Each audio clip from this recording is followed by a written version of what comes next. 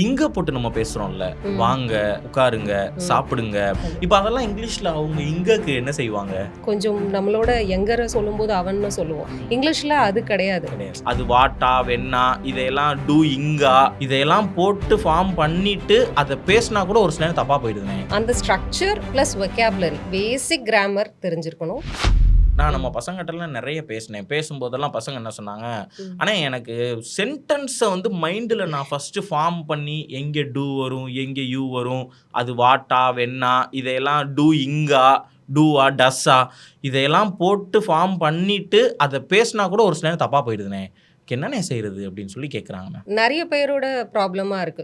ஒரு அப்சல்யூட் பிகினரா இருக்கலாம், அல்லது வந்து இன்டர்மீடியேட் ஸ்டேஜ்ல இருக்கிறவங்க. இது எல்லாருக்குமே காமனா வந்துட்டு நாம நினைக்கிற சென்டென்சஸை இங்கிலீஷ்ல ட்ரை பண்ணணும் அப்படின்னு சொல்லும்போது எல்லாரும் பண்ற ஒரு விஷயம் என்ன அப்படின்னா, தமிழ்ல வந்துட்டு இருக்கிற அந்த ஒரு வாக்கியம் இருக்கு அப்படின்னா, இப்போ ஃபார் எக்ஸாம்பிள் நான் நேத்திக்கு குலதெய்வம் கோயிலுக்கு போனேன் அப்படின்னு ஒரு சென்டென்ஸ் இருக்கு அப்படின்னா, லிட்ரலா வேர்ட் பை வேர்டா டிரான்ஸ்லேட் பண்ண ட்ரை பண்றாங்க. ஸோ இங்கிலீஷை பொறுத்த வரைக்கும் அதுக்குன்னு ஒரு ஸ்ட்ரக்சர் இருக்கு. ஃபர்ஸ்ட் சப்ஜெக்ட் யூஸ் பண்ணணும், அப்புறம் வேர்ப் யூஸ் பண்ணணும், ஸோ அதுக்கப்புறம் வந்துட்டு ஆப்ஜெக்டோ ஆட்வர்போ, ஸோ இந்த மாதிரி ஒரு ஸ்ட்ரக்சர் இருக்கு. So you have to follow it. இப்போ தமிழ்ல வந்து நம்ம சொல்லும்போது நான் நேத்திக்கு என்னுடைய குலதெய்வம் கோயிலுக்கு போனேன், அப்போ நான்னா ஐ, அப்போ நேத்திக்குனா எஸ்டர்டே. இதுலயும் ஒரு பிரச்சனை இருக்கும். கோவிலுக்கு டெம்பிள்னு சொல்லிடலாம், ஆனா குலதெய்வம் கோவில் அப்படின்னு சொல்லும்போது அதுக்கு என்ன சொல்றது? ஸோ இதுதான் ஆக்சுவலா ஒரு சென்டென்ஸ்னா அந்த ப்ராப்பர் வே ஆஃப் ஃபார்மிங் இருக்கு இல்லையா, அதை நம்ம லேர்ன் பண்ணிக்கணும். இப்போ நீங்க சொன்னதுபடி நம்ம தமிழ்ல அதை அப்படியே டிரான்ஸ்லேட் பண்ணா ஐ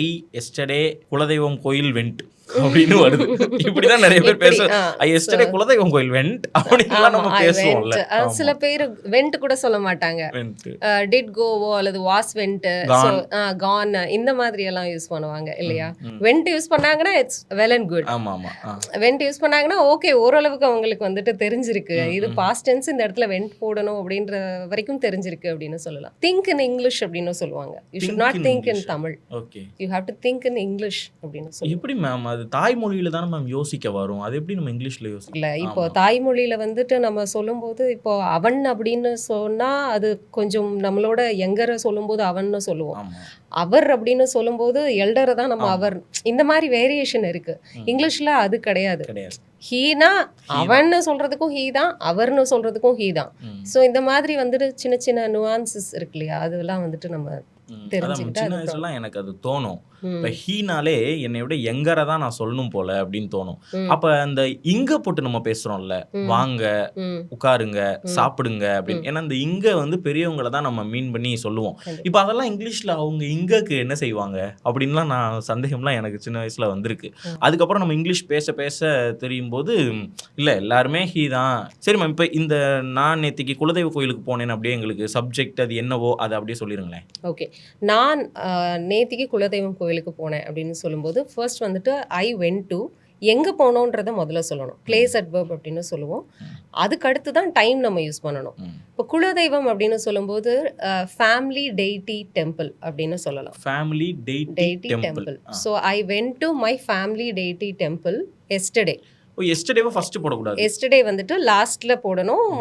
சம்டைம்ஸ் நீங்க டைம் அட்வர்ப் நீங்க பேசும்போது yesterday I went to my family deity temple அப்படின்னு சொன்னாலும் ஒன்றும் தப்பு இல்லை. அப்போ வந்து ஐ, ஆனா ஐக்கு அடுத்து எஸ்டர்டே போட்டு அந்த மாதிரி தான் சொல்லக்கூடாது. ஐ எஸ்டர்டே வென்ட் டு அப்படி சொல்லக்கூடாது. அந்த மாதிரி yesterday I went to family deity temple. இதுல நல்லா தெரிஞ்சுக்குவாங்க. இப்போ இந்த எஸ்டர்டே ஐ வென்ட் டு வரைக்கும் ஓகே. குலதெய்வத்துக்கு ஃபேமிலி டெய்டி டெம்பிளா அது எனக்கு தெரியாது, இன்னைக்கு தான் நான் தெரிஞ்சுக்கிட்டேன். அதுதான் அந்த ஸ்ட்ரக்சர் பிளஸ் வொக்காபுலரி, பேசிக் கிராமர் தெரிஞ்சிருக்கணும். கொஞ்சம் வொக்காபுலரி நம்ம டே டு டே லைஃப்ல அன்றாடம் நம்ம பயன்படுத்தக்கூடிய சென்டென்சஸ், அந்த வார்த்தைகள் இதெல்லாம் இருக்கு இல்லையா, ஸோ அது வந்து நம்ம தெரிஞ்சிருக்கணும். அதுதான் மேம் கஷ்டமே. ஏன்னா அன்றாடம் நம்ம செய்யக்கூடியதுல நிறைய செயல் இருக்கு, ஒன்றும் இல்லை. இப்போ பீட்ரூட் சீவிக்கிட்டு இருக்கேன்னு வச்சுக்கிடுவோம். இதை நான் எப்படி மேம் சொல்றது, எனக்கு எவ்வளோ கஷ்டமா இருக்கு. பீட்ரூட் சீவுறேன், கேரட் சீவுறேன், அந்த சீவுற ப்ராசஸ் இருக்குல்ல, அதுக்கு இங்கிலீஷ்ல தெரிய மாட்டேங்குது. ஐ அம் கட்டிங் பீட்ரூட். ஸ்க்ரேப்பிங் ஒன்று சொல்லுவோம், இன்னொன்று வந்து கிரேட்டிங். இந்த தேங்காய் இதெல்லாம் வந்துட்டு நம்ம திருகுறது ஆமா, அப்படின்னு தேங்காய் சொல்லுவோம் இல்லையா, திருகுறது. அதெல்லாம் கிரேட் த கோகனட் அப்படின்னு சொல்லுவோம். அப்ப நான் அதை செஞ்சுக்கிட்டு இருக்கேன்னா I'm I grating the grating the coconut coconut. அப்படின்னு சொல்லணும். இப்போ நான் பீட்ரூட் சீவுறேன்னா எப்படி சொல்லணும்? Scraping I'm grate. Scraping the beetroot இந்த மாதிரி சொல்லணும். இப்போ இதெல்லாம் நம்ம எப்படி மேம் படிக்கிறது? இதெல்லாம் சும்மா நம்ம நெட்ல போட்டு அந்த மாதிரி படிக்கிறதா? இப்போ ஓகே. குக்கிங்ல இன்ட்ரெஸ்ட் இருக்கிறவங்க எல்லாருமே வந்துட்டு if you are really good at cooking or if you want to learn new recipes அப்படின்னா அதை இங்கிலீஷ்ல நீங்க வாட்ச் பண்ணலாம். ம். ஸோ இங்கிலீஷ்லயும் வந்து அது இங்கிலீஷ்ல சொல்ற சேனல்ஸ் நிறைய இருக்கு இல்லையா. ம். ஸோ ஒரு ரெசிபியை எப்படி ப்ரிப்பேர் பண்ணுறது, இப்போ இன்க்ரீடியன்ஸ் அப்படின்னா வந்துட்டு தேவையான பொருட்கள். ம். ஸோ ஃபஸ்ட்டு இதோட இன்க்ரீடியன்ஸ் எடுத்துக்கலாம். அட்லீஸ்ட் நீங்கள் வந்துட்டு ஹோல் சென்டென்ஸை கம்ப்ளீட்டாக வந்துட்டு நம்ம ஃபுல் அண்ட் ஃபுல் இங்கிலீஷில் பேசலைன்னா கூட நம்ம தமிழில் பேசும்போது நிறைய வார்த்தைகள் வந்து இங்கிலீஷில் இந்த மாதிரி வந்துட்டு நம்ம ஆட் பண்ணி பேசலாம். இப்போ நிறைய அந்த நீங்க சொன்ன மாதிரி இங்கிலீஷ்ல பேசுறவங்கள பார்க்கும்போது இந்த மேரினேட் அப்படின்னு சொல்லுவாங்க. மேரினேட்னா என்ன மேம்? மேரினேட்டுனா இந்த இப்போ நம்ம மட்டன் சிக்கன் எல்லாம் நம்ம ப்ரிப்பேர் பண்ணுறதுக்கு முன்னாடி அது ஒரு கலவை, அந்த ஸ்பைசஸ் எல்லாம் நம்ம வந்துட்டு பொடி அப்புறம் கேர்டு இதெல்லாம் போட்டு நம்ம கலந்து வச்சு ஊற வைக்கிறது இருக்கு இல்லையா, அந்த ப்ராசஸ் இருக்கு இல்லையா, அதுதான் வந்து மேரினேட் அப்படின்னு சொல்லி. மேரினேட். Okay ma'am. இப்போ சப்பாத்தி தேய்க்கிறதுன்னு இருக்குன்னு வச்சுக்கோங்க. இப்போ அது எப்படி மேம் சொல்றது? சப்பாத்தி தேய்க்கிறது. ரோல் அவுட் அப்படின்னு சொல்லுவோம். ரோல் அவுட்னா தேய்க்கிறது. சப்பாத்திக்கு மாவு பிசைறதுக்கு நீட் அப்படின்னு சொல்லுவோம். Knead the dough. எங்க நீங்க சப்பாத்தி போடுற ப்ராசஸ் அப்படியே இங்கிலீஷ்ல எங்களுக்கு சொல்லுங்க மேம். யா, ஃபர்ஸ்ட் வந்துட்டு you have to take wheat flour. அதுவும் வந்து flour, the pronunciation is flower.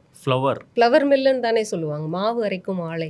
ஆமா, அது வந்துட்டு இங்கிலீஷ்ல அது ஃப்ளவர் தான். நிறைய பேர் ஃப்ளோர்னு ப்ரொனன்ஸ் பண்ணுவாங்க. சொல்லுவோம். அப்ப FLOWER ன்னு ஒன்னு இருக்குல்ல, பூ, அத தர நம்ம ஃப்ளவர்னு சொல்லி பழகி இருக்கோம். அப்ப இதையும் நாங்க ஃப்ளவர்னு சொல்லவே மாட்டோம். எங்களுக்கு இது ஃப்ளோர்னு தான் வரும். ஆக்சுவலா இது வந்து ஃப்ளவர், ஓகே. வீட் ஃப்ளவர். ஓகே. ஸோ இப்போ நம்ம பிசையணும் அப்படின்னு சொல்லும்போது மேக் த டோ அப்படின்னு சொல்லலாம், அல்லது knead the dough, keep it aside.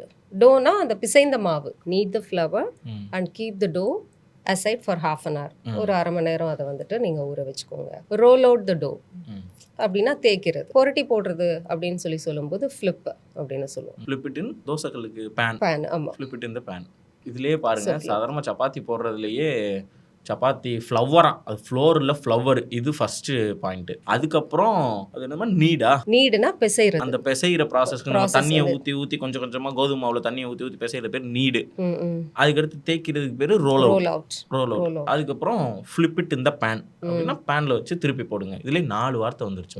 இப்போ இதெல்லாம் கஷ்டம் மேம். இதை யாராவது நம்ம பசங்கிட்ட போயிட்டு சப்பாத்தி போடுற ப்ராசஸை சொல்லுங்கன்னா கஷ்டம் தானே, இந்த வார்த்தையெல்லாம் வச்சு சொல்றது கஷ்டம். அது நமக்கு ஏற்ற மாதிரி வேற மாதிரி ஏதாவது சொல்லுவோம். Add water, push, put chapati இந்த மாதிரி எல்லாம். ஆமா, இந்த மாதிரி நம்ம கஷ்டம் நினைச்சா எல்லாமே கஷ்டம் தான். இது வந்துட்டு இதையும் நம்ம ஒரு இன்ட்ரெஸ்ட் எடுத்து நம்ம லேர்ன் பண்ணும்போது டெஃபினட்டா அது உங்களுக்கு ஈஸியா தான் இருக்கும்.